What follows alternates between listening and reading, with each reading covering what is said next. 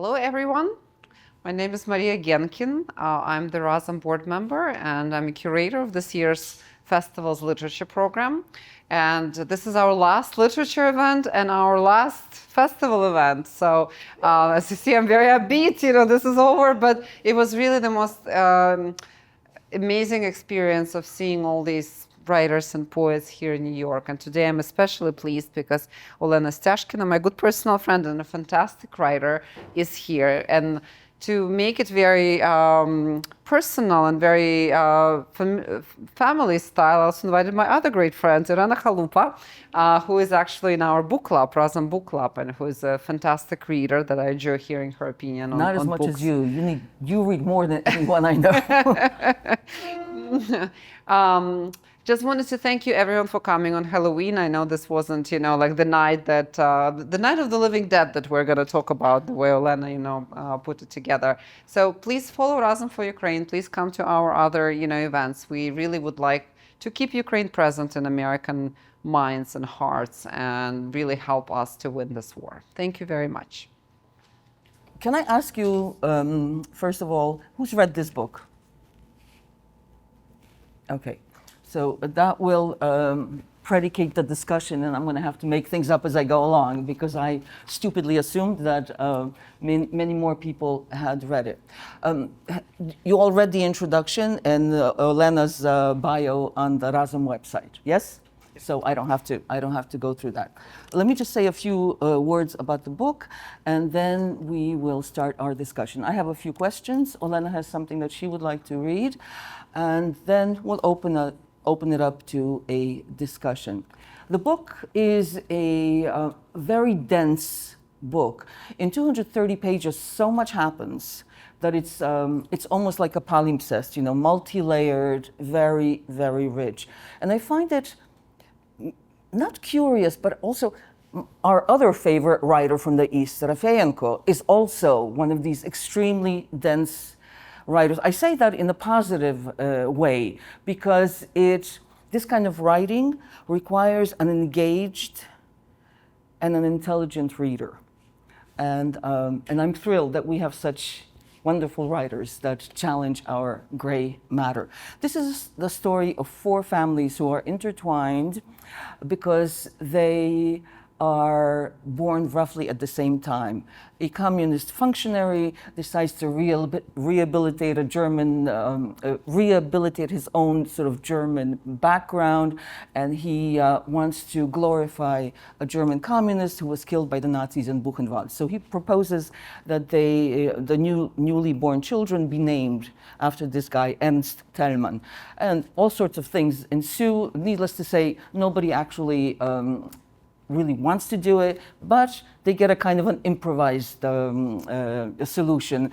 One girl is named Thelma, one boy is named Ernst, and the other 2 have Ukrainian names. So, and their lives and fates are intertwined, and it's a very, very, very good read. And I have to say, this is quite a good translation. So we have books here. Those of you who haven't read them, I encourage you to buy the book and read it. Olena, when would you like to read this? Would you like to? Shall I ask you a question, or would you like to make your statement first? How would you like to proceed? Я б хотіла трохи сказати. Читати у мене нема з чого. Англійською я прочитаю, ви будете плакати. Olena feels uncertain about her English. I keep telling her it's good. She shouldn't be afraid. We will try. Okay. Thank you, dear readers and dear future readers, for coming. And if it was November, it could be a Thanksgiving tour, and now Halloween. And but for me, it is Thanksgiving tour. Absolutely.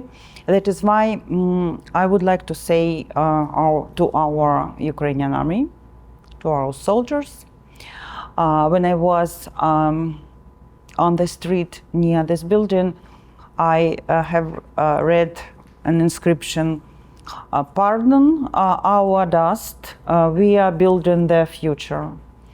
And you know, we as Ukrainian could say the same thing.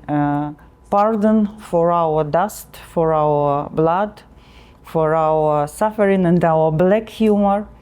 We are building the future, our common future. Not we are, but our army and our soldiers.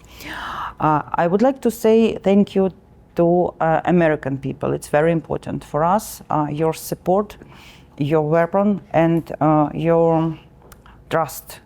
It's very important, and we will remember it forever. I promise. Thank you. I would like to say thank you to our Ukrainian diaspora. This invisible continent, strong and audible. And I know that the idea of independent Ukrainian was and is in safety because we have an Ukrainian diaspora here and in other countries. And thank you, thank you, thank you. And if you can see, this is not just a scarf. This is a part of New York Literary Festival, which was founded by Victoria Amelina, Ukrainian writer. She was killed by a Russian rocket in Kramatorsk last summer. And I know that Razom for Ukraine was the guest of honor of the first New York Literary Festival in Donetsk region. And I know that these two festivals are not only about Ukrainian culture at all, but these are about our memory and about our bridge between New York in Donetsk region and New York here. And my heart is full of gratitude for your efforts, for your kind hearts. And I know that Vika Amelina can listen to us. And I know, I think all persons which we love and who love us, they are alive. And I know that she is here now, and I know she would say, you see, nothing bad happened. It was her favorite expression. And I'm grateful. Thank you for Razom for Ukraine for this opportunity to tell about Victoria, to remember her, and to feel that she is here. Thank you. And my English is rusty and clumsy. My grammar is awful.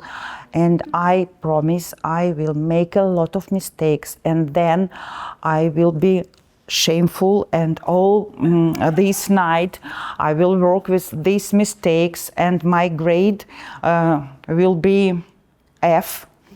And this we don't fail anybody and here. this night of Halloween will be a real Halloween night for me because of these things, and I apologize in advance, and I'm ready to go. Okay.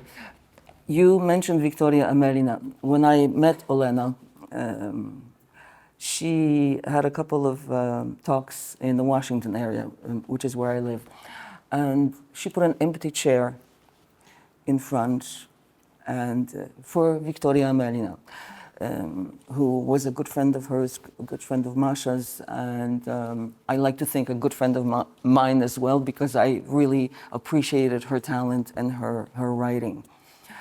This is Halloween. All kinds of ghouls and spirits and ghosts are supposedly circulating and flying. So Victoria's with us. Who else would you like to have with us today? Oh, unfortunately, this list is so long, and I would like it will be shorter.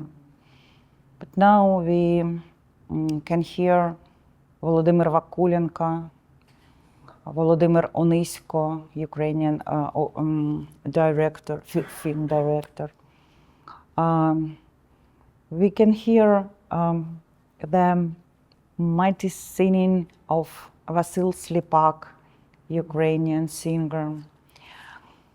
And you know, each of us has some list for remembering today, and I think that they are all here, and in this point my feeling of guilt is growing, because yes, I really understand that there Guilt about what? Yeah, I would like to explain. There are a lot of Ukrainian writers, poets, musicians, artists are on the front line. And they are still writing every day. And I think that they could be here. They could be here, not me. But I understand that I'm here already. That is why I must be for them, for not only for me, but for them. That is why Pavlo Vyshababa, Martin Brest, Alexander Tsiplak, Artur Dronь, Yarina Chernoguz. I think we can be assistant for them.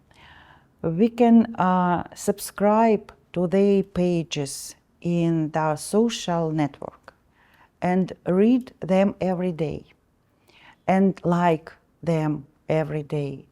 And this is nothing but for them, because they are writers, they need readers.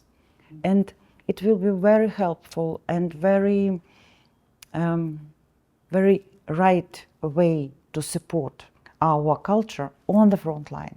That is why I invite you to do this with our soldiers and warriors writers. And my feel guilty will be less. Okay. So afterwards, we'll write all these names down for you, and you like them and you follow them on social media, okay? Olena, Cecil the Lion Had to Die takes place in 1986. It starts in 1986. 1986 was a difficult year for Ukraine. It was the year of Chernobyl. Donetsk had a certain reputation by then. It was a violent, criminal place, almost doomed, sort of like a Titanic that could only sink. But the four heroes, these four children that are born on this night, almost like Salman Rushdie's Midnight's Children, they are not doomed, and they all grow up to be pretty interesting and pretty cool and with a lot of promise and sweetly люди, really cool people. How did that happen? I think it's about stereotypes, because there are two different Donetsk, like two different Luhansk, and maybe two different Odessa, maybe. And I think that Kremlin propaganda and Soviet propaganda made a lot of efforts to draw this picture. To draw this picture about Donetsk as a city of miners and workers, and city of industrial jobs, and city without scientific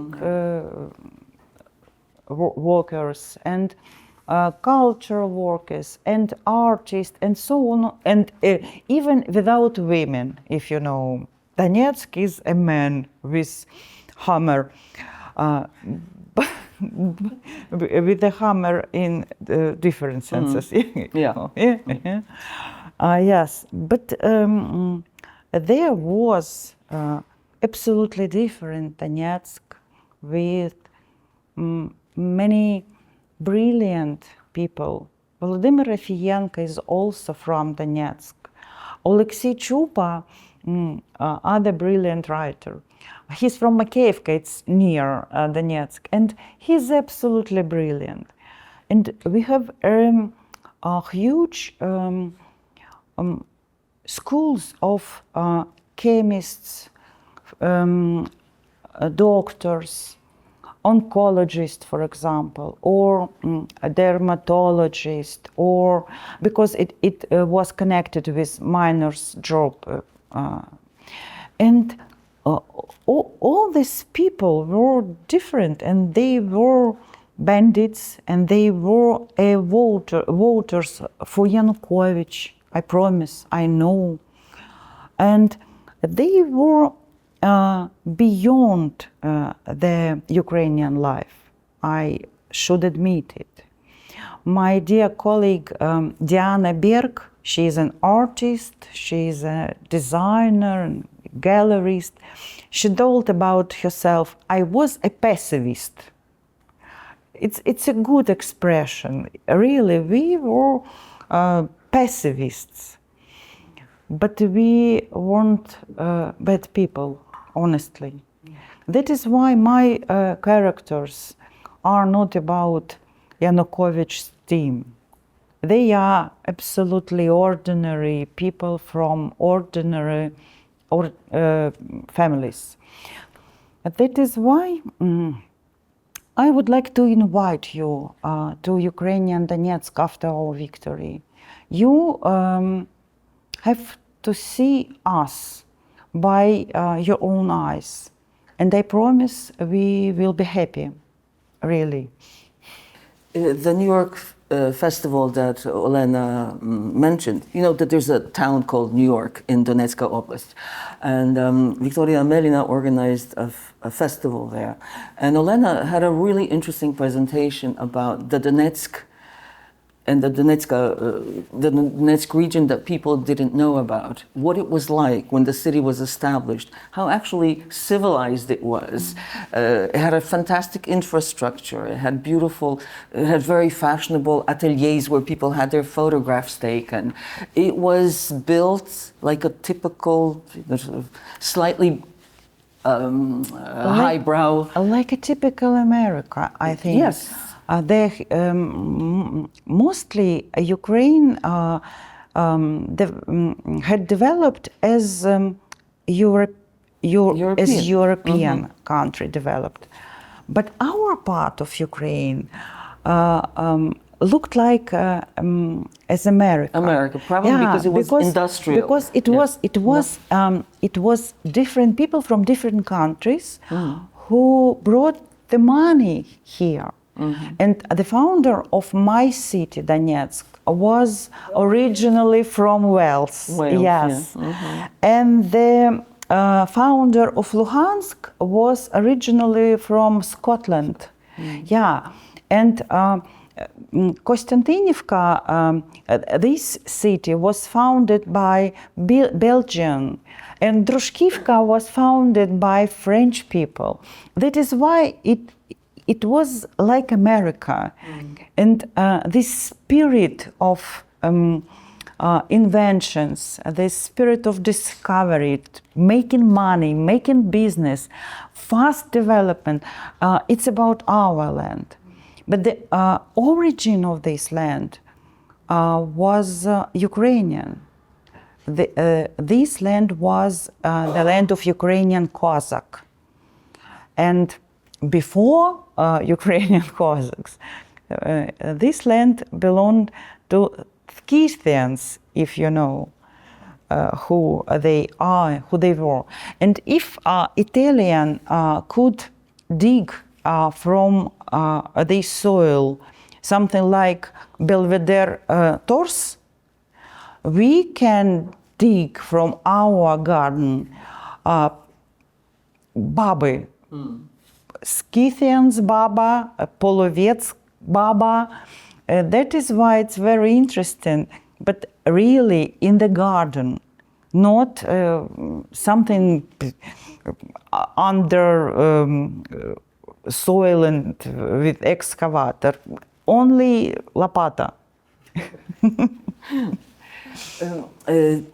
There are spirits in the novel. Stowel, lopata, Lopata, a shovel. Shovel or spade. or spade. Yeah. Thank you. Shovel or spade. I'm not really sure what the difference between the two of them is. I think spade is pointy and goes in. I have both because I have a garden. So I'm going to continue this Halloween theme a little bit with two characters from the book. I should say something about this book for you, all of you future readers. The book is written. The original is in part of it is in Russian, part of it is in Ukrainian for various reasons. How do you get around that in an English translation? So this is how we did it. This is how they did it. There are two spirits that reappear, cause a little bit of mischief in this book. And these are spirits that are very Donetsk-centered. I, for example, didn't know about them until I read the book.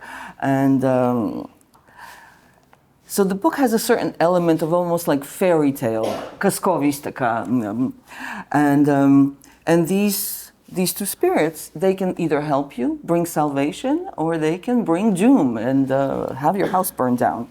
And there are two of them: Shubin, who's the spirit of the coal mine, and Baba, Baba, who's this French style. Yeah, who is this? She is the spirit of the Lenin district of Donetsk. She's this formidable woman who is very cool and has a great sense of humor. Yeah. You know, a really excellent sense of humor. And there's another. He's not a spirit, but I also think of Fink as a bit of like we have fairy godmothers in tales. He's like a fairy godfather as well. And or surrogate father. Yes, the exactly. grandfather.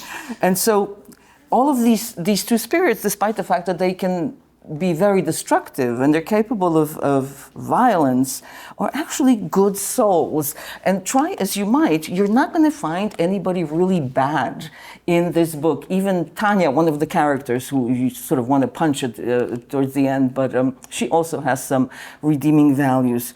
Surely there must be some wicked people in Donetsk. I think that. What about Yanukovych? Nah, Yanukovych is a pity thing. So you give Donetsk these guardian angels. Why? Yes, but my guardian angels like Neil Gaiman gods. They are all gods, and they are not very strong. And but not because people stopped believing in them. My characters have never believed they deserved any gods.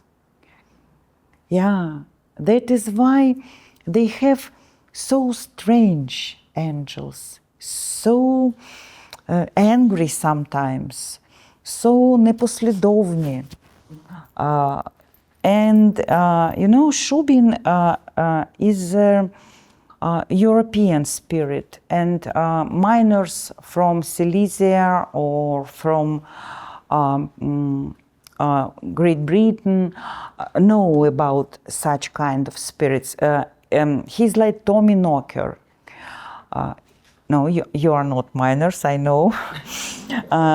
He's absolutely not pleasant. He's very angry, and sometimes Shubin coughs and warning about the catastrophe. But sometimes he doesn't cough, and catastrophe in the mine happens.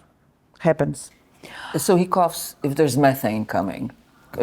as a kind of a signal, get out. Because what does methane do? It explodes. Yeah, and Shubin is a Russian native. I don't know how gods have native roots, but he's a Russian speaker, and Baba speaks in Ukraine.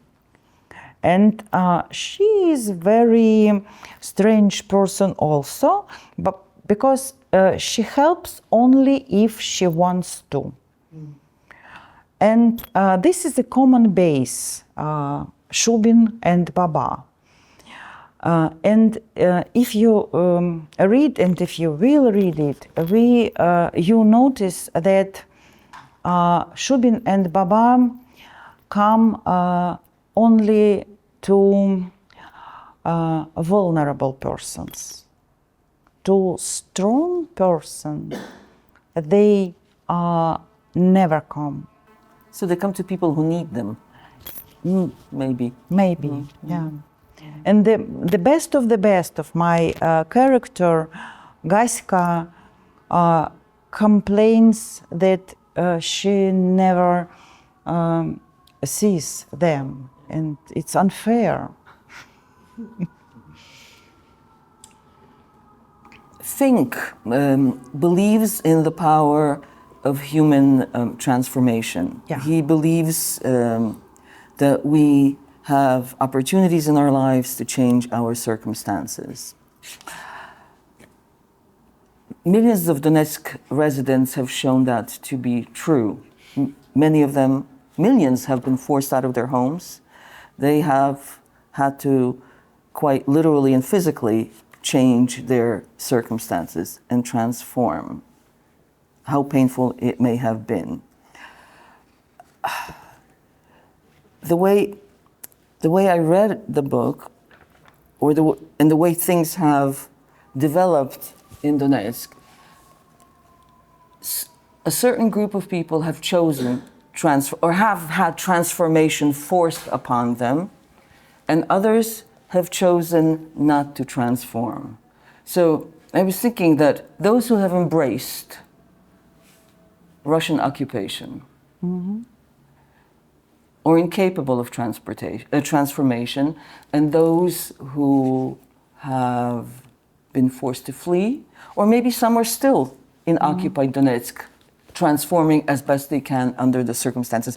Am I looking at this in a primitive way, or do you think that there's something to that? No, it's not a primitive way. It's the right way, absolutely. Thank you. And you mentioned before that 4 children got the Ukrainian names. It's not true. 2 children. Well, these names weren't Ukrainian. They were Russian names, Alexei and Galina. And then they became Ukrainian. They became Ukrainian. And it is about transformation also. Alexei became Oles, and Galina, through many variants, Galka, Galuska, Gaська. And the end of this Gaська, she became Gaська. And it is about me also, because my name was Elena. And now I am Olena, and I'm proud of it, really.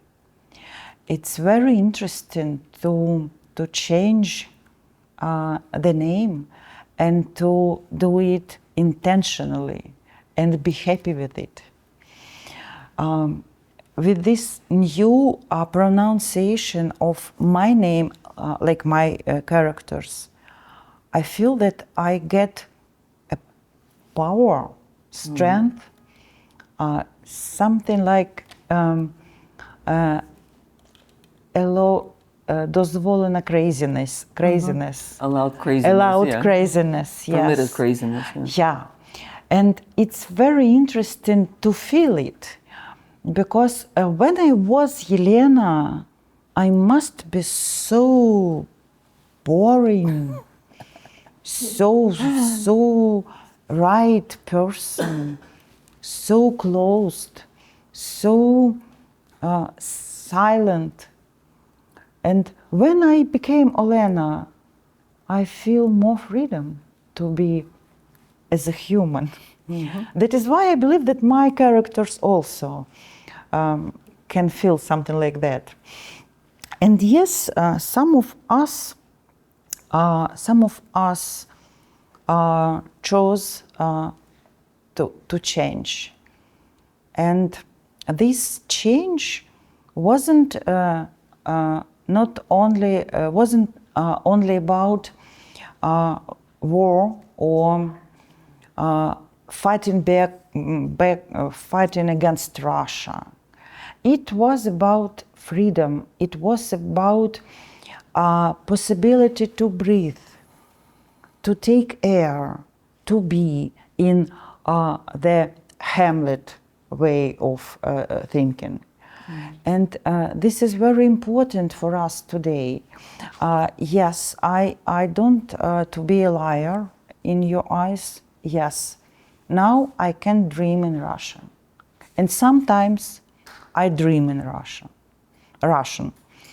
But I would like to be the last generation in my family who has such poor opportunity dreaming in Russian. That is why I have a lot of job to do. Well, you've walked into a topic that is one of interest, not just to me, but I know to a lot of people who are involved with Ukraine, the topic of language. It seems to me, and I may be a prejudiced reader, that the people who speak Ukrainian in the book are nicer and better than the people who speak Russian. Absolutely. Absolutely. They're much more positive characters. And you yourself just said that you know, when Yelena became Olena, you became Wonder Woman, you know? And yeah. So did you do that on purpose? Yes, yes, absolutely. Language has an important role in my text, in my novel, I must say, maybe. And from 1986, when the novel starts, and 4 decades after, my characters have been Russian speakers. But really, and more exactly, Soviet speakers. It's about Soviet language. And my absolutely excellent translator, Dominique Hoffman, told me it's very difficult to translate the first pages because I has never read such bureaucratic words. I don't know how to translate it. I made it for purpose because I meant the Soviet language. The Soviet language was very convenient, very comfortable when you tried not to ask some difficult questions, not to breathe, not to dream. And this Soviet language had a base, Russian language. And Russian Soviet language was a trap. And this trap was very huge, maybe, and very strong. And I understand that my younger characters are more riskier, easier to change, more open. But my older characters are like blind people. They go to flow. They're not brave. They don't know how to deal with this new world, how to make happiness, and what does it mean to be happy, and who gives us a permission to be happy. Why? And my younger characters feel, they love their parents, but they feel abandoned. That is why they watch American cartoons, Lion Simba and SpongeBob. Can you please talk about that a little bit? Because I've never seen SpongeBob SquarePants, but he figures quite prominently. SpongeBob was a father for my young generation, really. Chip and Dale and all this stuff were their parents, and it's sad, really, but it's about future. Lion Simba is better than Raskolnikov. Big time, yeah. And Chip and Dale are better than some characters from Turgenev.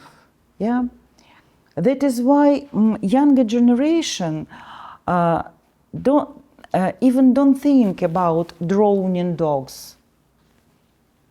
Yeah. Like some characters from Turgenev. Yeah. What advice could you give to those older people who are stuck in the past and can't even breathe freely in these new circumstances? Change is difficult. Sometimes even under the best of circumstances, but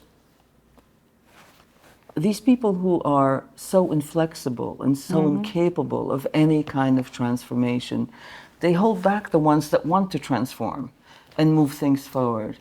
Do you have any advice for these people? Or do we just have to wait for them all to die? No. One of my characters, the youngest one, Dina, she's 10 years old. And she's a very good girl. And she's full of hope. And she believes that older generation can be changed. And when she draws a family tree, she makes some empty spots for those from elder generation who didn't change, who chose to be Russian. She believes that they can do it. Do I believe? I don't know really, but I want to do. The older generation are frightened, are scared. First of all, by Soviet regime. They choose to live in Donetsk and Luhansk because this place let them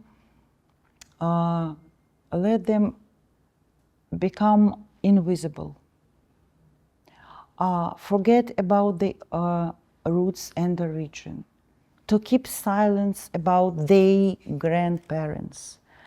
And this situation is comfortable for cowards, for people who are expecting punishment for all events connected with freedom. And that is why my older generation has a chance to be not scared because they love their children. And I think that through this kind of love, they would change. Because Fink was 70 years old. Yeah. And he changed. Yeah. Mm-hmm. And he could. Mm-hmm.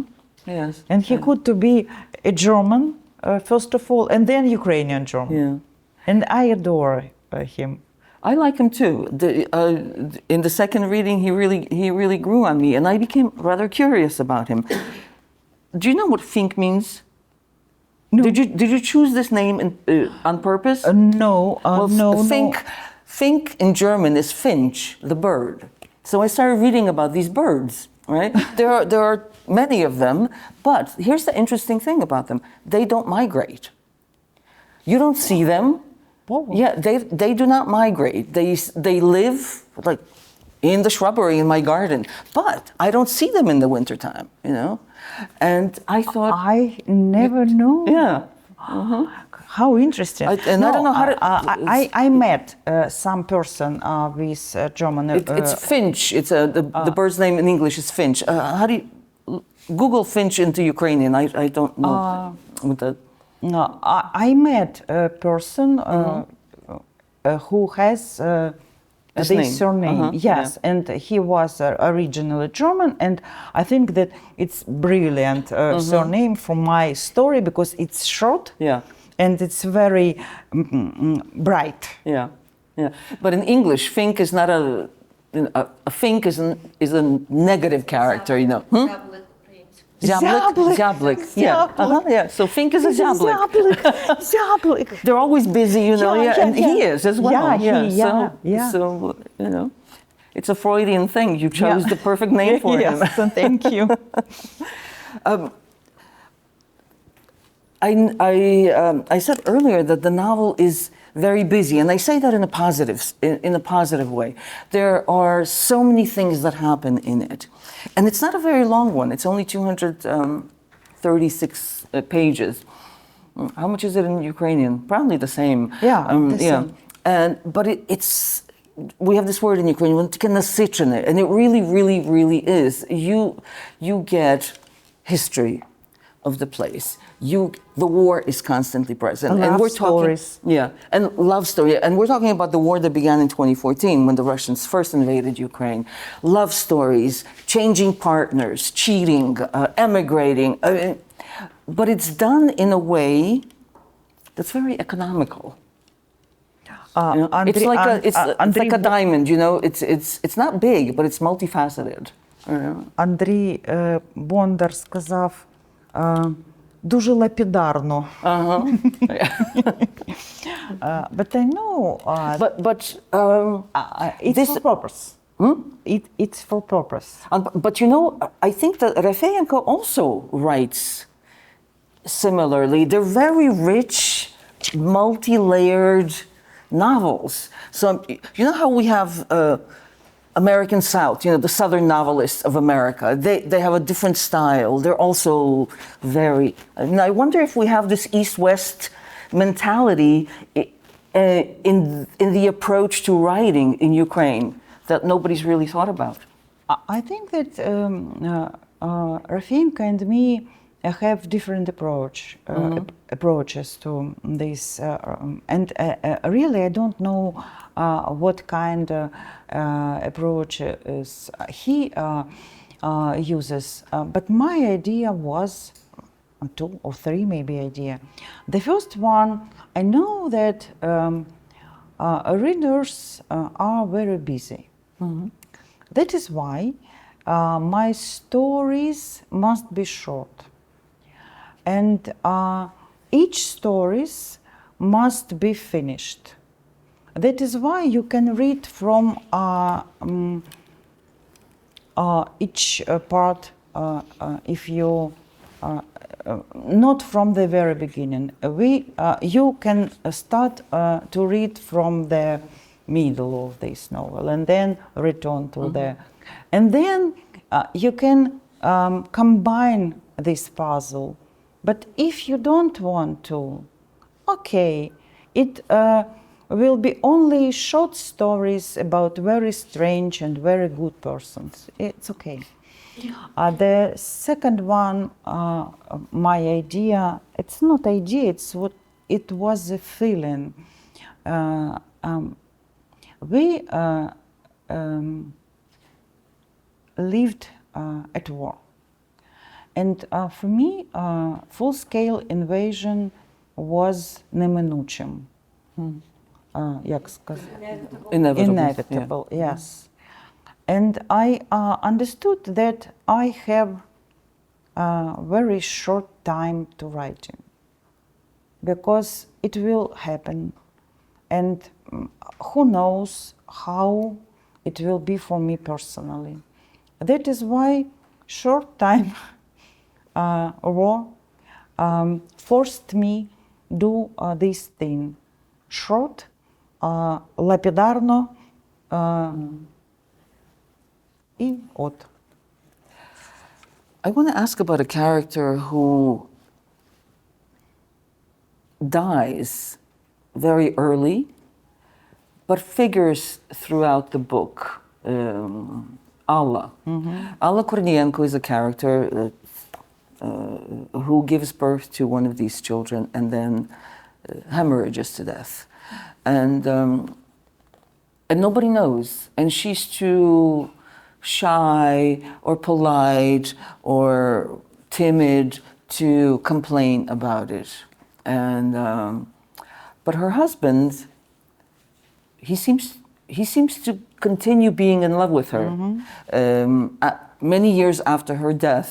And he has two pictures hanging on the wall: Lenin and Allah. And so Allah is with us even though she's gone. Why did you kill her? I killed her, yes. I killed her. On maybe on the second or third really page. early on. Yeah, she's gone.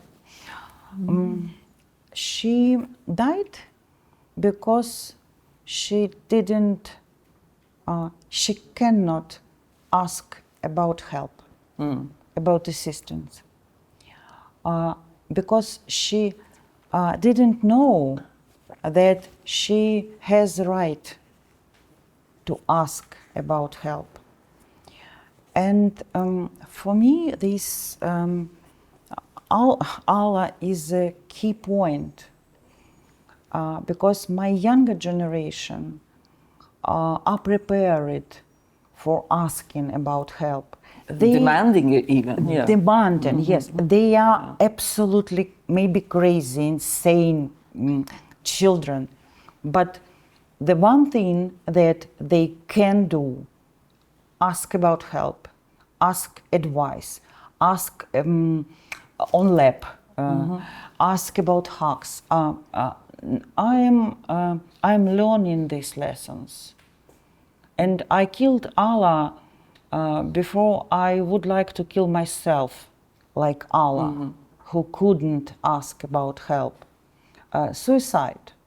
It was a suicide part of me. There's one other character that's quite interesting, and at the tail end of the novel, she is very pronounced by her absence. Yes.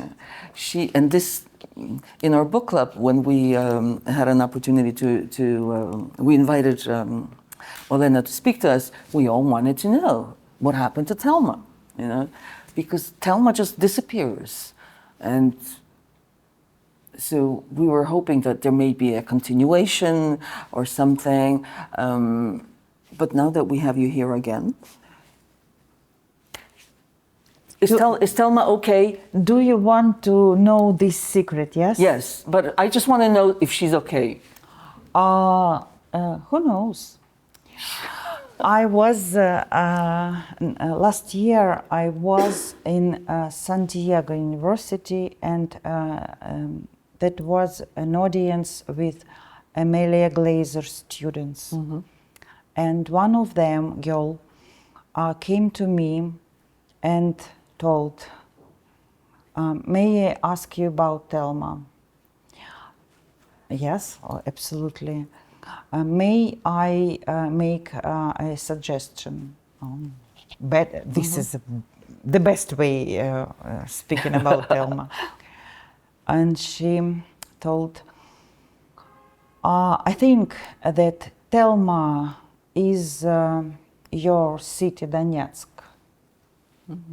That is why we can understand and we cannot know where she is till we Take it back. Yeah. take it back. And it was a secret. It was my secret. And this girl from America, she was an American girl. And she found your secret. Yes, she found my secret. That is why I can tell this secret to you, because I was absolutely surprised and overwhelming such a brilliant reader, such the deepest reading as I can can expect. That is why we don't know how Thelma is for now, but we hope. Yes, we hope. Yeah. And this is my last question. Do you have a favorite character and a least favorite character yes. in this novel? Thank you for this question. Who do you love the most and who do you like the least? It likes it like kaleidoscope. Kaleidoscope. Kaleidoscope, yeah. Sometimes my favorite character is Fink, but next time I think that my favorite character is a goat who became a dog. Yes. Ziga is a wonderful character. Yeah, my favorite. Then I think that Gaська is so good girl, and she and my heart belongs to her. That is why I adore mostly of them, most of them, and sometimes I like even bad persons. Because like Dina, I hope that they can change. For now, my favorite protagonist is Christina. She is from Munich. She is a Ukrainian who married to German man, and she is a leader of Munich Ukrainian diaspora. Or maybe organization, maybe not, but for now she's a dynamo, for a real now powerhouse. She gives me the strength to be here, because I know that my dear Christina can help at any moment. Thank you, Olena. Thank you. I would like you opening the floor, and if you have questions to Olena, please. So it's very unusual that you have two books out at the same time. One is a novel and one is a documentary book based on your diaries from 2014. And there's definitely, the book was written later, but probably based on a lot of experiences that are described in your diary. And I always wondered, kind of, especially the more I know you, like the more I'm like, is there autobiographical details in the novel? Is there Olena Stiazhkina actually decoded in one of the characters? Are there other friends of yours that are quoted in characters? In all characters, Olena Stiazhkina presents. There's a bit of you in everybody. Yeah. And as for diary, these books are different. I would like to think that in the novel I'm a writer. I would like to think. But in the diary I am not a writer. I am a witness. And it's absolutely different way of thinking, of writing.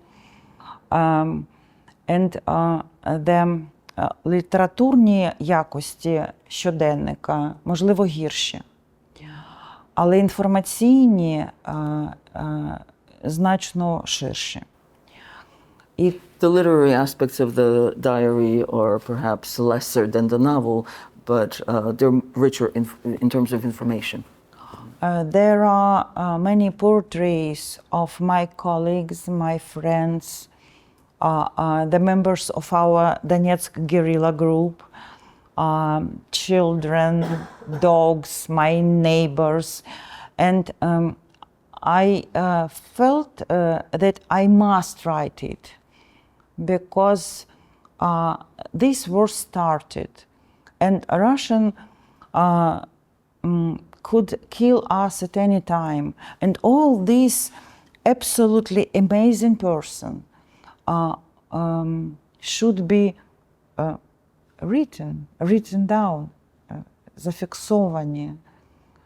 And it was something like a petty effort to build a monument for our Donetsk, this different Donetsk, this absolutely soft and intelligent and smart Donetsk. That is why these are very different books. And the diary has never been published in Ukraine because I was stupid and I was a Russian native speaker, as you know, and this diary was written in Russian. And then, absolutely, I can translate it by myself. But for translation, I needed to read it. But I could read it again, because this diary is full of my pain and re-traumatization, yeah? That is why my idea was to think about it after our victory. But this war, this full-scale invasion changed my plan and plan of Harvard Institute. And this book, in translation of Annie Fisher, appeared as an evidence for the American people, the evidence about such simple fact. The Russian war against Ukraine started not on February 22, but in 2014. That is why this book, I think, more important for foreign audience, because in Ukraine we know when this war started.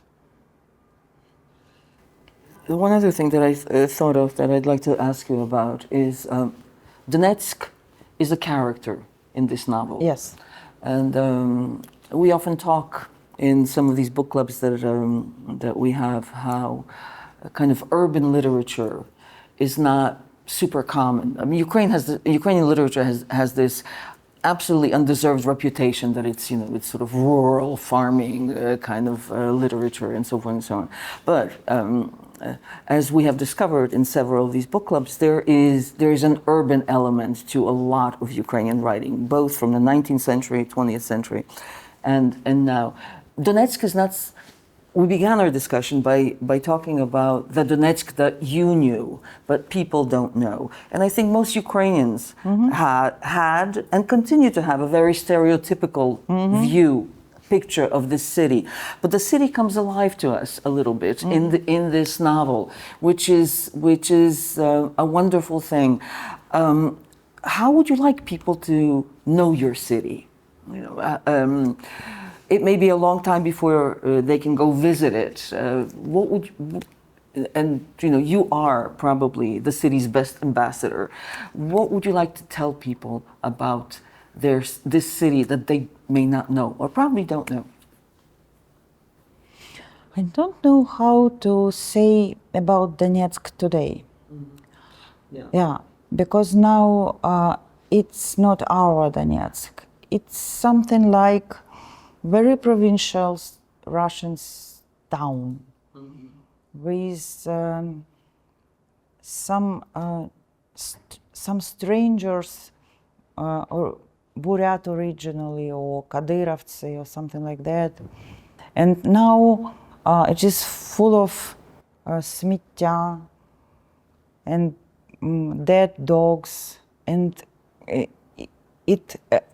I have never been in Donetsk since 2014, but I know that my city had a new smell of dead bodies. Yes. And when I was a child, I think that Donetsk is a boy. And Kiev is a boy. But Cherkas is, for me, a female, yes. And then when this war started, I thought, I started to think that Donetsk is a woman, and she is a raped woman. And now I would like to tell about this new image of raped woman. The first time this woman, at the very beginning, she tried to clean her body every day, and many times she cleaned and cleaned and cleaned her skin, her streets, her hairs, her trees. And then you know how it happens with raped women. They felt into emptiness, into despair, and stopped to do this. And then they start to die. And this story about Donetsk as a raped woman, for me now, is more important, because we need to return, and we will, and we need to rebuild all these streets, trees, and we need to clean it, to wash it, and the new Donetsk will not be like it was. It will be absolutely new city, because my dear girl, my dear woman is dying today. Дякую вам. How many seconds, minutes we have? Thank you for the incredible, emotional, great thing that we look forward to read this.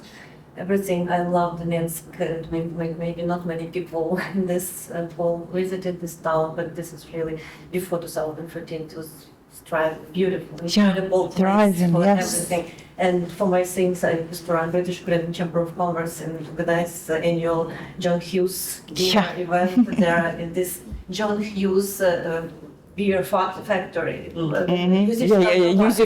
And this town was called before Stalin or etc. names. It was called Yuzovka because of this enormous, crazy and great person, John Hughes, investor, who brought everything, all his wealth. He was very rich, and Tsar actually provided him a piece of land in the middle of nowhere because he used to build a navy for the Tsar of Russia.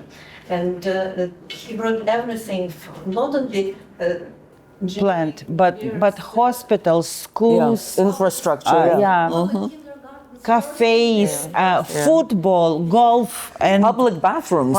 Yes. That was the story. If he would be there, or his successors will be there, maybe there will be the war. And yes, absolutely. Other parts of the country, if we have these investors of that level, of that vision, of that size, and of course contact with the West, maybe West would be more open to start the invasion. But it's my personal view, and we try to do everything to bring more investment there. Tricky question, and if you would like to respond, there is obvious comparison from the richest person there and the 19th century and richest person in Ukraine now, and his town, his place, his country, what showed you thing that was built later, and he is very controversial and very interesting how he approached the Mr. Ahmed of the oligarch in Ukraine.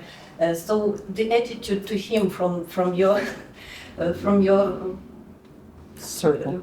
friends or from in general, if you feel, of course we cannot compare because it's different universe, John Hughes and Mr. But what the attitude to him, was he like the same more or less? No. Actions speak louder than words, and actions of John Hughes gave us absolutely brilliant results. But what was the result of activity of this person? I don't know. But John Hughes, I would like to admit that he was 55 years old when he started to build our city. And I'm really proud of it. And when I think about his age, I think that it's okay. We have enough time to rebuild all this mess after Russian war. That is why John Hughes is the founder, but Akhmetov, I don't think. And you know, we have a guerrilla group in Donetsk. We formed it in spring in 2014. And when Russia started to organize so-called referendum, we proposed to our inhabitants, our local people, to make a referendum about reunion with the Great Britain. And we made a lot of leaflets. Inhabitants of Donetsk, we are from the Great Britain, our roots are there, that is why we demand to join to the Great Britain. John Hughes, наш батько, and we had written it in English and in Ukrainian. Yes, it was funny, but it was not useful. But it was an action that we made, and now I'm proud of it, really. Very quick question. Is it possible to buy your book on internet? And if yes, is it possible to buy it in Ukrainian? And if yes, скажіть мені, як українською мовою називається? Yes. Її можна купити. Дякую вам за можливість говорити українською, бо моя англійська вже просто розсипалась, я не знаю куди. Значить, українською книжка називається «Смерть Лева Сесіла мала сенс». Смерть Лева Сесіла? Сесіла. Сесіла. Мала сенс. Видавництво Старого Лева продає в інтернеті. Видавництво Старого Лева називається. Так. Можна купити звичайну копію, можна електронну, і навіть вже є аудіокнига. О, прекрасно. Так. Хто не читав? Ой, хороша. Голос такий. Я зараз такий голос. Це як?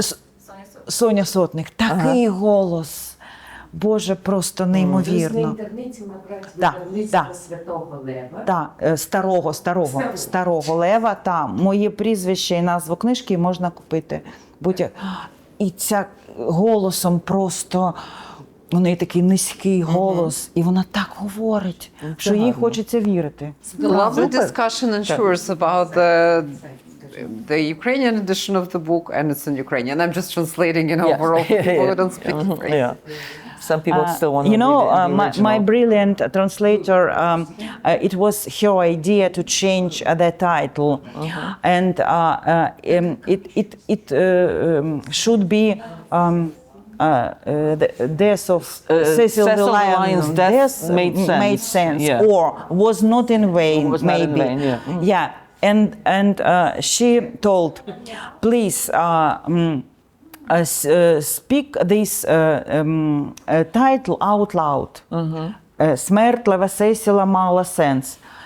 Do you hear a rhyme of these words? Okay, maybe. And then she asked me to do the same thing with The English. Yeah. And only this title, the Cecil the Lion Had to Die. Yeah, was the same thing. Yeah, it was very interesting. It was absolutely talented person, absolutely gifted. Dominique Hoffman. And мені дуже пощастило, що я маю таку прекрасну сьогодні пані Ірину, яка є не тільки рідером, а яка є блискучою журналісткою, ви ж знаєте про Ні, вже це. давно не є. Ну, але ж. Була колись. І така розмова Тепер у мій мене... талант – це критичне читання. І така розмова у мене вперше, і ще англійською мовою, правда. Але, правда. Олено, ти дуже гарно розмовляєш англійською мовою, правда? Є, молодець. Дуже. Thank you. I don't often moderate, but I get a little bit nervous because I'm not a literary critic. I'm just a person who likes to read, and I like challenging literature. And so when I make up when I prepare questions, and usually I do it at the last minute and I wing it half the time and so on and so on. But I want it to be. I want to come off as semi-intelligent, and also, and I want the person that I'm speaking to be challenged and not be asked the same kind of questions that they're asked over and over and over and over again. So thank you for the compliment, you. Olena. I really appreciate it. Thank you. Я буду зразу українською. Так, ось. Who doesn't understand Ukrainian at all? Such a relief. I think there are people that don't understand, so I can translate actually. Дуже цікаво, знаєш, цю книжку ви теж бачили, тому що для мене це дійсно було таке відкриття. Це є щоденник з Донецька. Першої частини війни. Називається «Олена, війна, любов». Війна, любов, так? Тут англійською мовою. Yes, so this is the different book. The different book, yes. І це якраз історія 2014 року, першого початку війни. То так само дійсно, оце з середини, бо я був у Донецькому один раз у 2012 році, ми робили конгрес, там теж для мене відкриття було такого міста і зрозуміння України, не тільки Львова, не тільки я сам з Львова, не тільки Західної України, але Донецького іншого, тобто Східного України, іншої філософії. І ми мусимо бути разом, і то важливо, щоб це ми передавали не тільки Україні, бо ми це бачимо, знаємо, чуємо, але саме в Америці то дійсно велика робота, що Гарвард видає ті книжки українські, що Олена пише, що інші автори пишуть і ще їздять, показують, знайомлять, це важливо. So the comment is about how great that there is so much work going on translating this literature about the different parts of Ukraine into English and disseminating them around the United States, and that Harvard publishes them, and Olena is coming over and meets with her readers. Ну і дуже дякую Разом, тому що ми спілкувалися у Львові, коли вони приїжджали, вчили нас користуватись, бо я сам лікар, датчиками, такими для швидкого експресу, робили операції, ми зустрічали, показували, знайомили з лікарнями. Це було дійсно, дехто це початок війни, їхали, не боячись наражатись, їхали на передову, там лікували. Так що дякую від України, що ви, живучи тут, живете і Україну, і живете для України, і робите щось для України. I have to translate that because that's important. As that Andreas, as a doctor, is thanking Razom for Ukraine because he's been to our events in Lviv when we brought the mobile ultrasound machines, and this is a program that's ongoing. We supplied more than 400 of these machines and trained the medics, the military medics, to use them because they actually allow for very quick diagnostics, and also the co-pilot program that sends the doctors to operate in Ukraine and to train Ukrainian doctors in doing this really important neurosurgeries and plastic surgeries and so on. So thank you very much for your Я feedback. подякував всім, за те, що ви робите тут. Yes, and he thanks everybody for the work we do. So, thank you very much for coming. And there's obviously some drinks and some snacks, and you're welcome to stay and chat with Olena. And thank you so much for sacrificing your Halloween. I'm an empty nester. I did not think about Halloween, I'll be honest with you, when we planned the schedule. But all the street, every corner. So yeah, exactly. You saw everything. But thank you, especially the parents who have children who came here to be with us tonight. So, and their books are available to buy here. Have Olena sign them, yes.